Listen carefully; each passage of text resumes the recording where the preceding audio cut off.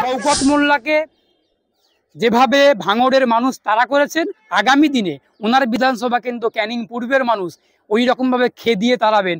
26-এ শওকত মোল্লার বিপদ রয়েছে, একথা বলতে পারি। কারণ যেভাবে দক্ষিণ 24 পরগনাতে আইএসএফ মাথাচাড়া দিচ্ছে, ভাইজার মাথাচাড়া দিচ্ছে, নওশাদ সিদ্দিকী এবং আব্বাস সিদ্দিকী যেভাবে উঠছেন, ভয় পাচ্ছেন তাকে তৃণমূল কংগ্রেসের নেতা নেত্রীরা, এই যে তার ফলটা ওইখানকার মানুষই ওদেরকে তাড়া করাচ্ছেন, খেদিয়ে বেড়াচ্ছেন। এই খেদানোর মানে কাজটা, এই খেদানোর কর্মসূচিটা আগামী 26-এর বিধানসভা নির্বাচন পর্যন্ত জারি থাকবে।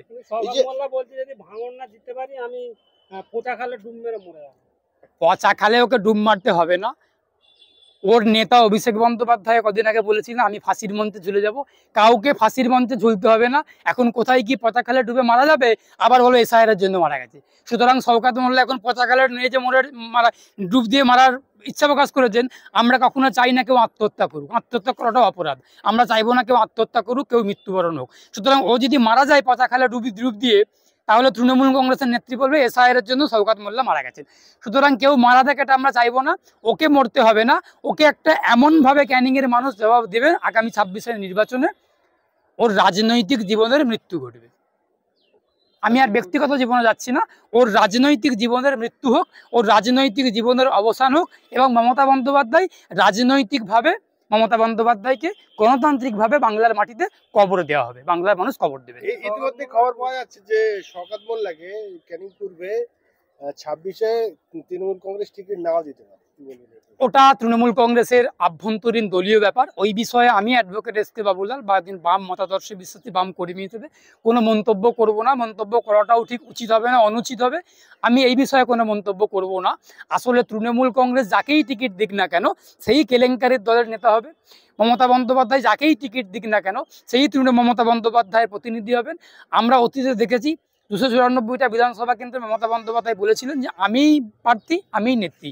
সুতরাং মমতা বন্দ্যোপাধ্যায় যে চোরেদের নেত্রী, মমতা বন্দ্যোপাধ্যায় যে ডাকাতদের নেত্রী, মমতা বন্দ্যোপাধ্যায় যে খুনিদের নেত্রী, ধর্ষকদের নেত্রী, আরজি করের নেত্রী, কামদুনির নেত্রী। সুতরাং সেই পরিপ্রেক্ষিতে বাংলার মানুষ মমতা বন্দ্যোপাধ্যায় তৃণমূল কংগ্রেসের মিথ্যাচার, সাম্প্রদায়িকতা, দাঙ্গা, মুসলিমদেরকে বিপদে ফেলা, হিন্দুদেরকে আতঙ্কিত করা, বাংলাদেশ থেকে অনুপ্রবেশকারীদেরকে ঢাল করে ঢুকিয়ে নেওয়া, এই যে সব কেলেঙ্কারি, সারদা কেলেঙ্কারি, নারদা কেলেঙ্কারি, আরজি কর, কামদুনি, ওইদিকে আপনার দুর্গাপুর, কৃষ্ণনগর, জয়নগর, আমতা, এই সব ঘটনাগুলো মানুষ মাথার মধ্যে রেখে তৃণমূল কংগ্রেস যাকেই টিকিট দিক, যাকেই প্রার্থী করুক না কেন, সে দিলীপ ঘোষকে টিকিট দিক, কৌস্তব বাগচিকে টিকিট দিক, বাবুল সুপ্রিয়কে টিকিট দিক, আর শুভেন্দু অধিকারীকে টিকিট দিক না কেন, মমতা বন্দ্যোপাধ্যায়ের মুখ দেখে ভোট হবে। মমতা বন্দ্যোপাধ্যায় যে একজন কেলেঙ্কারির নেত্রী, এই কেলেঙ্কারি দেখে মানুষ ভোট দেবেন তৃণমূল কংগ্রেসকে, আর মানুষ ভোট দেবেন না।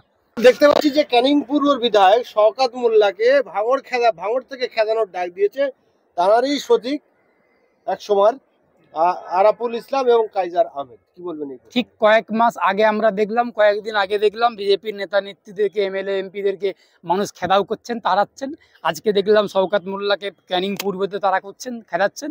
আগামী দিনে মমতা বন্দ্যোপাধ্যায়কে, শুভেন্দু অধিকারীকেও ঠিক একই কায়দাতে, ঠিক একই নিয়মে বাংলার মানুষ, বাংলার খেটে খাওয়া কৃষক, শ্রমিক, ক্ষেতমজুর, ছাত্র, যুব, মহিলারা, বাংলার খেটে খাওয়া মানুষরা যারা মাথার ঘাম পায়ে ফেলে প্রতিদিন শ্রম করছে, অর্জন করছেন, আর ন্যূনতম বেতন পাচ্ছেন না, কৃষক ফসলের মজুরি মূল্য পাচ্ছেন না, তারা ঠিক একই কায়দাতে, একই নিয়মে গণতান্ত্রিকভাবে মমতা বন্দ্যোপাধ্যায়কে, অভিষেক বন্দ্যোপাধ্যায়কে, শুভেন্দু অধিকারীদেরকে খেদাও করবেন, তাড়িয়ে বেড়াবেন। এবার এই প্রসঙ্গে আসি যে ক্যানিং পূর্বের বিধায়ক শওকত মোল্লাকে ক্যানিংয়ের মানুষ তাড়া করেছেন, ভাঙড়ের মানুষ তাড়িয়েছেন। আসলে ভেতরের খবর যেটা জানতে পারলাম, বুঝতে পারলাম, ওইখানে কোনো এক মানুষ সুইসাইড করেছেন, আত্মহত্যা করেছেন, যেটা জানতে পারলাম।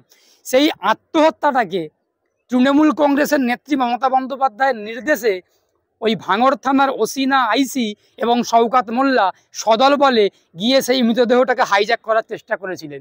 কি জন্য না, ওই মৃত্যুটাকে বলতে হবে যে এসআইআর এর আতঙ্কে মৃত্যু হয়েছে, এসআইআর এর আতঙ্কে উনি আত্মহত্যা করেছেন বা সুইসাইড করেছেন। এই বাংলার প্রত্যেকটা থানার ওসিদেরকে, আইসিদেরকে এবং তৃণমূলের প্রত্যেকটা বিধায়কদেরকে মমতা বন্দ্যোপাধ্যায় পুলিশ মন্ত্রী হিসেবে এবং দলনেত্রী হিসেবে নির্দেশ দিয়েছেন, যেখানে যেখানে আনন্যাচারাল ডেথ হবে, যেখানে যেখানে অস্বাভাবিক মৃত্যু হবে, সে জলে ডুবে হোক, বিষ খেয়ে হোক, গলায় ফাঁস দিয়ে হোক, যেভাবে হোক না কেন, সেটা যেন যেভাবেই হোক না কেন ওসি এবং আইসিরা তার পরিবারের লোকেদের সঙ্গে কথা বলে যেন বডিটাকে হাইজ্যাক করে নেয়। আর বাংলার থানার পুলিশের ওসিগুলো আইসিগুলো একদম দালাল। এই দালাল শব্দটা বারবার বলে বলে দালালরা অপমানিত হচ্ছেন।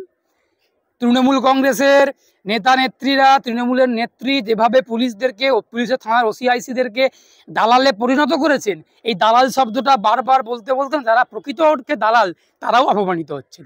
তার কারণ তাদের থেকে নিচে নেমে গেছেন পশ্চিমবঙ্গের থানার পুলিশের ওসি এবং আইসিগুলো। আমরা দেখতে পাচ্ছি কোনো কোনো থানার ওসিরা, আইসিরা, কোনো কোনো থানার সাব ইন্সপেক্টররা কেউ ধর্ষণ করছে, কেউ রেপ করছে, কেউ খুন করছে, কেউ চুরি করছে, কে ঘুষ খাচ্ছে। সুতরাং পুলিশের যেই কুকাণ্ড, পুলিশের যেই কর্মকাণ্ড, এর ফলে পুলিশগুলো তৃণমূল কংগ্রেসের দালালে পরিণত হয়েছে এবং মমতা বন্দ্যোপাধ্যায় দায়িত্ব সহকারে থানার ওসি এবং আইসিগুলোকে দালালে পরিণত করেছেন। যেখানে যেখানে মানুষ মরছে, অস্বাভাবিক মৃত্যু হচ্ছে, গলায় ফাঁস দিয়ে কেউ মারা যাচ্ছে, সেখানে ওসিগুলোকে বলছে আপনারা তাড়াতাড়ি বাড়িতে যান, ওদের বাড়িতে গিয়ে বডিগুলোকে হাইজ্যাক করে নিয়ে বলুন যে এসআইআর জন্য আতঙ্কে গলায় ফাঁস দিয়ে মারা গেছেন। তৃণমূল কংগ্রেসের এই ছলচাতুরি, মমতা বন্দ্যোপাধ্যায়ের এই ছলচাতুরি, মমতা বন্দ্যোপাধ্যায় ছলে বলে কৌশলে বাংলার মানুষকে বোকা বানানোর চেষ্টা করছেন। আমি চাইবো না যে মমতা বন্দ্যোপাধ্যায়ের কোনো বিপদ হোক, আমি চাইবো না মমতা বন্দ্যোপাধ্যায়ের কোনো অসুবিধার মধ্যে পড়ুক, আমি চাইবো গণতান্ত্রিকভাবে, রাজনৈতিকভাবে মমতা বন্দ্যোপাধ্যায়ের মৃত্যু হোক, রাজনৈতিকভাবে, গণতান্ত্রিকভাবে বাংলার মানুষ মমতা বন্দ্যোপাধ্যায়কে গণতন্ত্রের অস্ত্র নিয়ে, আইনের অস্ত্র নিয়ে আঘাত করুক, যেই আঘাতে মমতা বন্দ্যোপাধ্যায়ের রাজনৈতিক জীবন ছিন্ন ভিন্ন হয়ে যাবে, ছিন্ন বিচ্ছিন্ন হয়ে যাবে। কারণ মমতা বন্দ্যোপাধ্যায় যেভাবে মিথ্যাচার করছেন, যেভাবে এসআইআরটাকে নিয়ে মানুষকে আতঙ্কিত করছেন, ভয় দেখাচ্ছেন, এর পরিপ্রেক্ষিতে আর কিচ্ছু বলার নেই। আমি তো আর কুণাল ঘোষ নই, আমি তো আর দিলীপ ঘোষ নই যে অশালীন মন্তব্য করব, কুরুচিকর মন্তব্য করব। আমি একজন আইনজীবী, আমাকে শালীনতা, ভদ্রতা, নম্রতা মেনে, আইন মেনে কথা বলতে হবে। সেই জন্য বললাম আমি বামেদের আইনজীবী বলতে পারি।